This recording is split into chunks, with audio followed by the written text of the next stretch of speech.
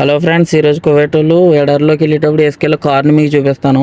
అది ఎలా ఉంటుందో చూద్దరు. కానీ ఇది land cruiser LX 6.6 litre V8 engine, 130 litre petrol capacity tank. ఇది ఫ్రంట్ ఏమో ఇద్దరు కూర్చుంటారు, వెనకాలేమో ముగ్గురు కూర్చుంటారు.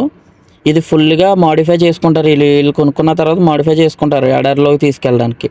వెనకాల 2 పెట్రోల్ ట్యాంకులు, స్పేర్ వీళ్ళు, అలాగే పైన టాప్ ఉంది కదా, దాని మీద వీళ్ళు ఎక్కడైనా ఇసుకలో దిగిపోయినప్పుడు ప్యాడ్స్ ఉంటాయి. ఆ ప్యాడ్స్ వేసుకుని గొయ్యి తవ్వి ప్యాడ్స్ వేసుకుని దాని నుంచి ఎక్కితే ఇసుకలో అయినా ఈజీగా వెళ్ళిపోతుంది బండి.